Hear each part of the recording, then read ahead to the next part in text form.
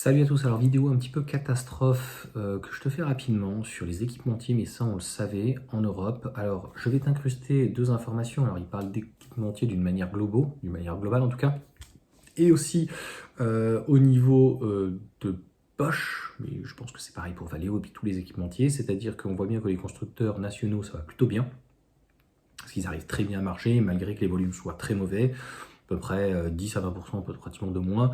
Bah, ils s'en foutent parce que finalement ils marchent, donc en fait ils se récupèrent sur la totalité. Ça serait trop long à expliquer, mais les recherches et développement se font assez peu.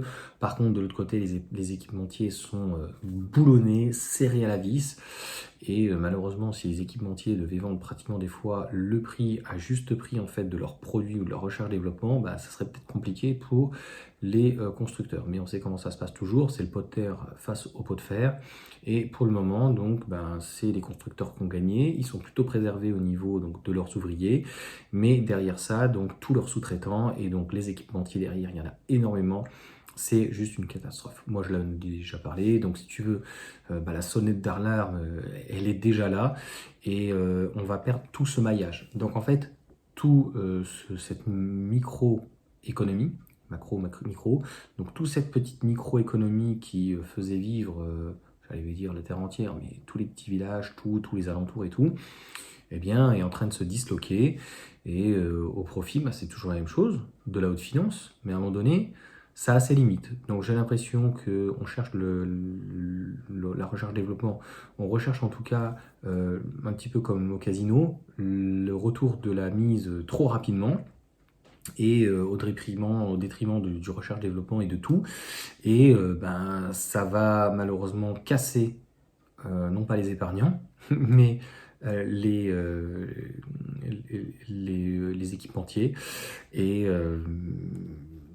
ça va mal finir. Enfin, je vois pas malheureusement comment ça peut finir que mal, puisque malheureusement les constructeurs européens, Stellantis ou Renault en France, ne voudront pas en fait payer plus les équipementiers, donc en fait ils vont couler et puis après ils s'en foutent, c'est-à-dire qu'ils iront chercher les pièces ailleurs et puis à un moment donné, ben, faut se poser les bonnes questions. Qu'est-ce qui restera en France, puisque ça fait plus de 20 ans que les capitaux, en fait, pour schématiser, hein, les capitaux américains, donc des fonds de pension américains qui étaient en Inde et ailleurs au Japon, etc., sont revenus depuis entre 97 et 2001. Et avant, on ne cherchait pas la rentabilité à tout prix, en tout cas, un résultat à 10%. Ceux qui regardent la bourse ou boursicotent un petit peu comprendront. Avant, on était à 3 ou 4, c'était très bien. Et aujourd'hui, on a des parachutes dorés, on a des patrons qui sont complètement souvent déconnectés et qui ne sont pas partis de la base et qui, en fait, ont connu la galère. Donc, obligatoirement, tout cela faisant, ben, c'est la destruction des ouvriers, de ce marché. Et voilà. Derrière, qu'est-ce qu'on propose?